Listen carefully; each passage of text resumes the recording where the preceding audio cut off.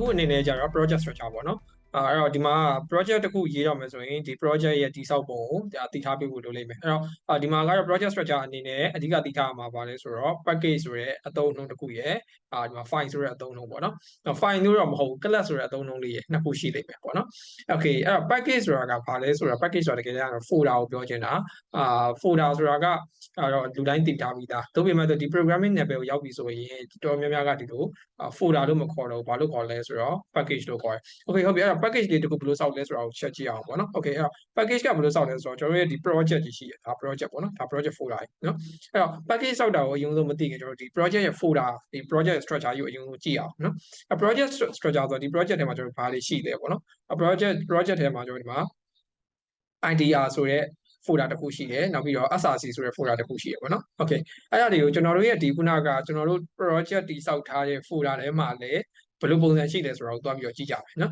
်အဲ့ဒါကိုဘယ်လိုကြည့်မလဲဆိုတော့ကျွန်တော်တို့ဒီ project တွေကိုခဏတစ်ချက်ပိတ်လိုက် close project ဆိုပြီးပိတ်လိုက်ပေါ့ပိတ်ပြီးရင်ကျွန်တော်တို့ဒီမှာကျွန်တော်တို့ဒီ project ကို right click လေးထောက်ပြီးတော့ show in explorer ဆိုတာကိုနှိပ်လိုက်ပေါ့နော် okay show in explorer နှိပ်လိုက်တဲ့အခါကျရင်ကျွန်တော်တို့ရဲ့ project ထဲရောက်သွားလိမ့်မယ်ရောက်သွားရင်အဲ့ project ကိုဝင်ကြည့်လိုက်ဝင်ကြည့်ရဆိုရင်အဲ့ထဲမှာလည်းပဲခုနကကျွန်တော်တို့ရဲ့ဒီIDR ထဲမှာ IntelliJ IDR ထဲမှာလိုမျိုးပဲပုံစံတူဒီ folder structure ကြီးကိုတွေ့ရပါလိမ့်မယ်နော် okay အဲ့ဒီမှာဘာတွေရှိမလဲဆိုတော့ဒီမှာကျတော့ git ဆိုတဲ့ folder လေးတစ်ခုပါထပ်ပါနေလိမ့်မယ်ပြီးတော့ .idr ဆိုတဲ့ folder တစ်ခုရှိရနောက်တစ်ခါ src ဆိုတဲ့ folder တစ်ခုရှိရအပေါ်ကနှစ်ခုကတော့ကျွန်တော်တို့ ਨੇ မဆိုင်သေးဘူးကျွန်တော်တို့ထိတွေ့စရာမလိုဘူးဒီ .git ကတော့ကျွန်တော်တို့ဟို git ကို git တို့ github တို့အသုံးချတဲ့အခါကျတော့မှဒါကိုသိရမှာပေါ့နော်အခုလောလောဆယ်တော့ကျွန်တော်တို့ဘာကိုပဲအဓိကထားပြီးသိရမလဲဆိုတော့ဒီ SRC ဆိုတဲ့ folder လေးကိုပဲအဓိကထားသိရမှာအဲ့တော့ကျွန်တော်တို့တိစောက်သမျှနောက်ထပ်ရေးမဲ့ file တွေအကုန်လုံးကဘယ်မှာရှိရမလဲဆိုတော့ SRC ဆိုတဲ့ဒီ folder ထဲမှာရှိရမယ် okay ဟုတ်ပြီနော်ဟုတ်ပြီထားပါတော့ကျွန်တော်ဒီ SRC ဆိုတဲ့ folder ထဲမှာကျွန်တော်နောက်ထပ် folder တစ်ခုစောက်မယ် new ဆိုပြီး folder တစ်ခုစောက်မယ်ပေါ့နော်ဒါ test ဆိုပြီး folder တစ်ခုစောက်လိုက် test ဆိုပြီးနော် okay ဟုတ်ပြီဒီမှာ folder တစ်ခုရပြီအဲ့ဒါဆိုကျွန်တော်တို့ရဲ့ဒီ project ထဲကိုလည်းချက်သွားကြည့်အောင် project ထဲမှာလည်း SRC ထဲမှာတွေ့လား test ဆိုတဲ့ folder လေးတစ်ခုထပ်ပေါ်လာပြီ okay နော်ဟုတ်ပြီအဲ့တော့တစ်ဖက်ကကျွန်တော်တို့ folder စောက်လိုက်တယ်ဆိုရင်ဒီဘက်က IDE ထဲမှာလည်းဘာဖြစ်သွားလဲဆိုတော့ folder တစ်ခုထပ်ပေါ်လာတယ်ဟုတ်ပြီအဲ့တော့ဒါကတော့ကျွန်တော်တို့ဒီဘက်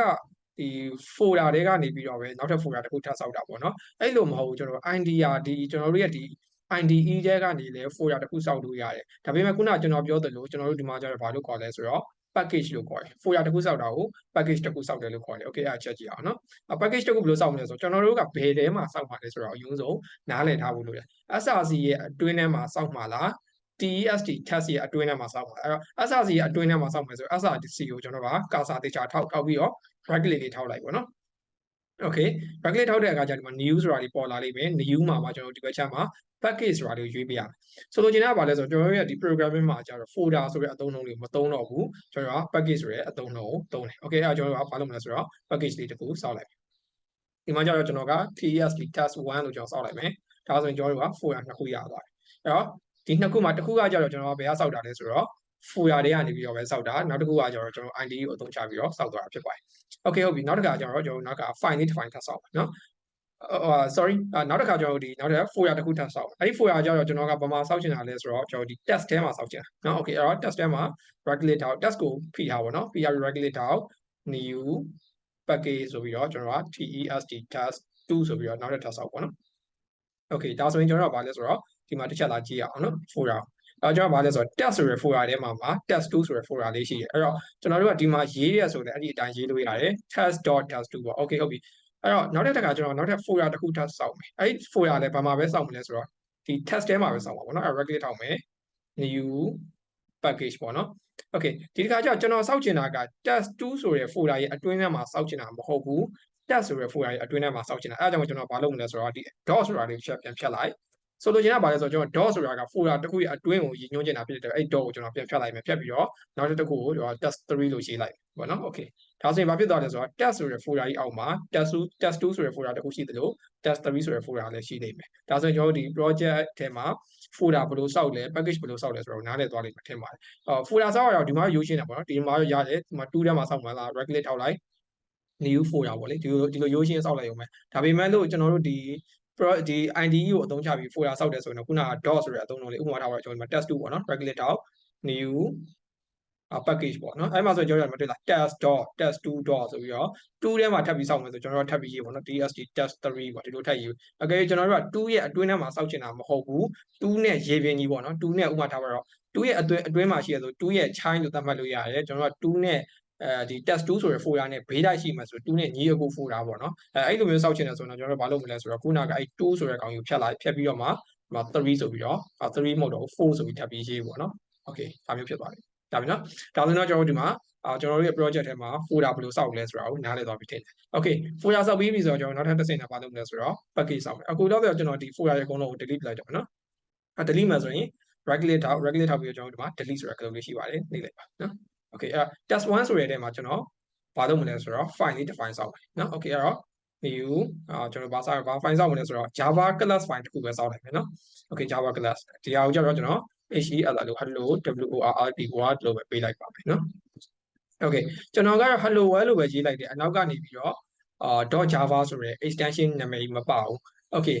မပါပေမဲ့လို့ကျွန်တော်တို့ရဲ့ဒီ folder ထဲမှာသွားပြီးကြည့်မယ်ဆိုရင်တော့ဘာဖြစ်မလဲဆိုတော့ကျွန်တော်ရဲ့ folder တွေက test 1ထဲမှာကျတော့ hello world.java ဆိုတဲ့ file တစ် file ဖြစ်နေတာပေါ့နော်ဒါကတော့ကျွန်တော်ကဒီ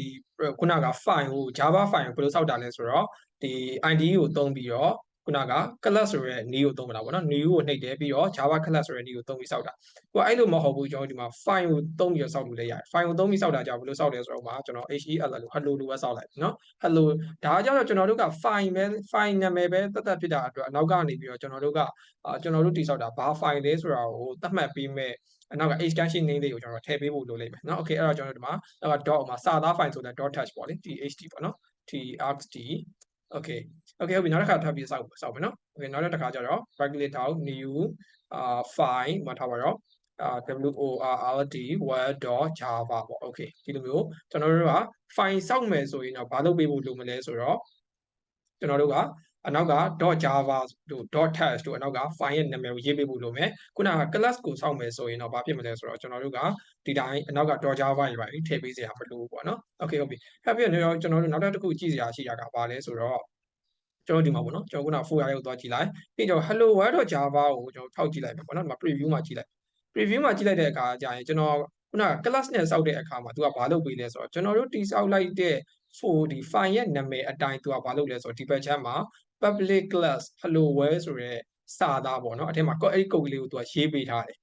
ကျွန်တော်တို့ကဒီတိုင်း .java ဆိုပြီးတော့စောက်တဲ့အခါကျရင်တော့ဘာမှဖြစ်ဘူးလဲဆိုတော့ဒီထဲမှာဘာမှပါမလာတော့ဒါလေးကိုတော့ကျွန်တော်တို့သိထားရမယ်ဆိုလိုချင်တာကဘာလဲဆိုတော့ကျွန်တော်တို့က class ဆိုပြီးတခါလေးစောက်လိုက်တဲ့အခါကျရင်သူက java ကို file တစ် file အပြင်အထက်ထဲမှာ java class တစ်ခုပါထပ်ပြီးစောက်ပြီးတယ်အဲ့လိုမျိုးကျွန်တော် file အနေနဲ့တိစောက်တယ်ဆိုရင်တော့အထက်ထဲမှာဘာမှမပါဘဲနဲ့ဒီတိုင်းပြောရရင်တော့ခုနစာသား file တို့ video file တို့အဲ့လိုပုံစံမျိုးပဲ file တစ် file အနေနဲ့ပဲသူကဖန်တီးပေးသွားဖြစ်ပါတယ် okay ဟုတ်ပြီနော်အဲ့တော့ကျွန်တော်အခုဒီသင်ခန်းစာမှာဒီ project java project တခုရဲ့ structure လေးအကြောင်းပြောပြသွားတယ် folder လေးအကြောင်းရဲ့ဒီ java file တွေအကြောင်းကိုရှင်းပြသွားတာဖြစ်ပါတယ် okay နောက်သင်ခန်းစာကြမှာတွေ့ကြပါမယ်နော်